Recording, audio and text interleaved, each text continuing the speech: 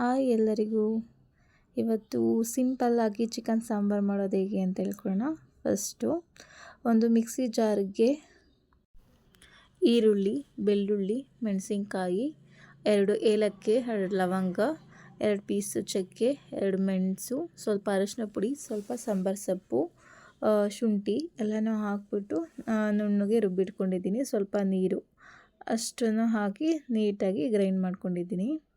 ಯಾವುದೇ ರೀತಿ ಮಸಾಲ ಪೌಡ್ರನ್ನ ಯೂಸ್ ಮಾಡಿದೆ, ಸಿಂಪಲ್ಲಾಗಿ ಮನೇಲಿ ಇರೋವಂಥದ್ದನ್ನೇ ಯೂಸ್ ಮಾಡಿ ಮಾಡೋ ಥರದ್ದು. ಇವಾಗ ನೆಕ್ಸ್ಟು ಇನ್ನೊಂದು ಮಸಾಲ, ಇದಕ್ಕೆ ಸ್ವಲ್ಪ ಕಾಯಿ, ಆಮೇಲೆ ಸ್ವಲ್ಪ ಕಡಲೆ, ಖಾರದ ಪುಡಿ ಸ್ವಲ್ಪ, ಸಾಂಬಾರದ ಪುಡಿ ಒಂದು ಸ್ವಲ್ಪ ಹಾಕ್ಬಿಟ್ಟು ಇದನ್ನು ಕೂಡ ಸ್ವಲ್ಪ ಗಸಗಸೆನೂ ಹಾಕಿ ನೈಸಾಗಿ ನುಣ್ಣಗೆ ರುಬ್ಬಿಟ್ಕೊಂಡಿದ್ದೀನಿ.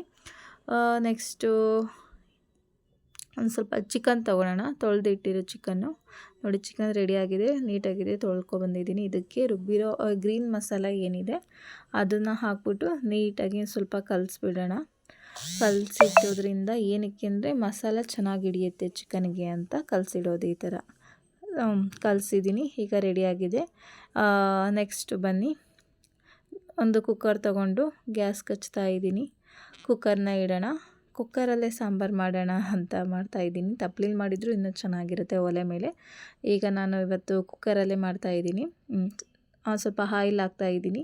ಚಿಕನ್ ಸಾಂಬಾರು ಅಂದರೆ ಒಂದು ಸ್ವಲ್ಪ ಆಯಿಲ್ ಚೆನ್ನಾಗೇ ಇರಬೇಕು. ಇನ್ನು ಆಯಿಲ್ ಕಡಿಮೆ ಆಗಿಬಿಟ್ರೆ ಚಿಕನ್ ಸಾಂಬಾರು ಅಷ್ಟು ನೋಡೋಕ್ಕೆ ಇನ್ನೊಂದ್ಸಲ.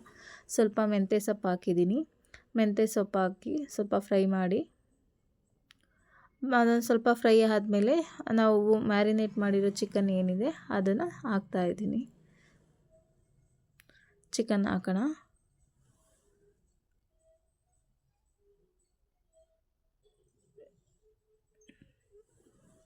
ಚಿಕನ್ ಹಾಕಿದ ಮೇಲೆ ಎಲ್ಲ ಚಿಕನ್ನು ಹಾಕಿದ್ದೀನಿ. ನೀಟಾಗಿ ಒಂದು ಮಿಕ್ಸ್ ಮಾಡೋಣ.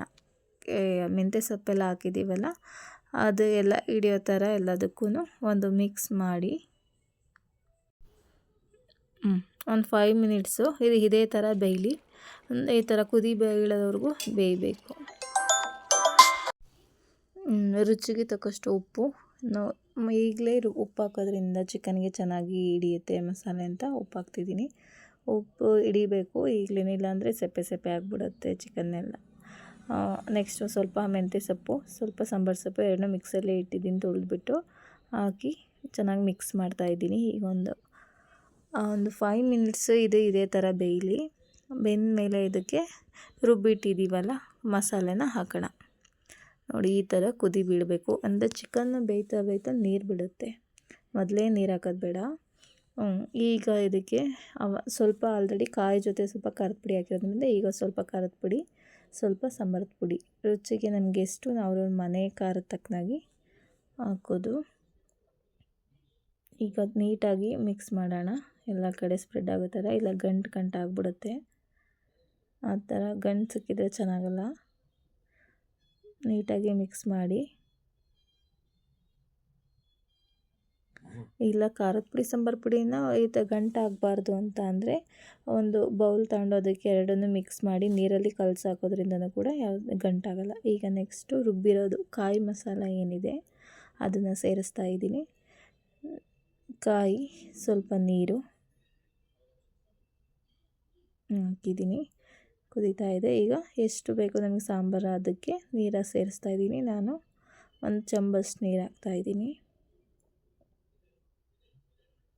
ನೋಡಿ ಕನ್ಸಿಸ್ಟೆನ್ಸಿ ಯಾವ ಥರ ಇದೆ. ನಿಮಗೆ ಗಟ್ಟಿ ಬೇಕು ಅಂದರೆ ಗಟ್ಟಿ ಮಾಡ್ಕೋಬೋದು, ಇಲ್ಲ ತೆಳ್ಳಗೆ ಬೇಕು ಅಂದರೆ ತೆಳ್ಳಗೂ ಮಾಡ್ಕೋಬೋದು. ನೋಡಿದರೆ ಗೊತ್ತಾಗುತ್ತೆ. ಹಿಂಗೆ ಮೇಲಕ್ಕೆ ಎತ್ತಿ ನೋಡಿದರೆ ಹೆಂಗೆ ಗೊತ್ತಾಗುತ್ತೆ. ಬೆಂದ ಮೇಲೆ ಅದು ಸರಿ ಹೋಗುತ್ತೆ. ನಮ್ಮನೆ ಇದಕ್ಕೆ ಟೇಸ್ಟಿಗೆ ಇದು ಕರೆಕ್ಟಾಗಿದೆ. ಈಗ ಕುದಿನೂ ಬೀಳ್ತಾ ಇದೆ. ಇನ್ನೊಂದು ಸ್ವಲ್ಪ ಉಪ್ಪು ಸೇರಿಸಿದ್ದೀನಿ.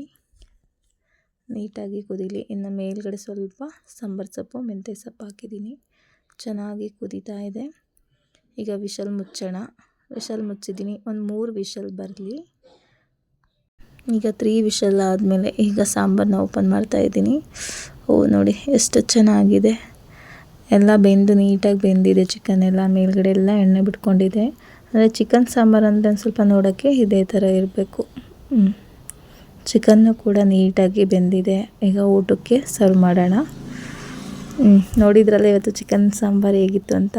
ಕಮೆಂಟ್ ಮಾಡಿ, ಸಬ್ಸ್ಕ್ರೈಬ್ ಮಾಡಿ. ಬಾಯ್.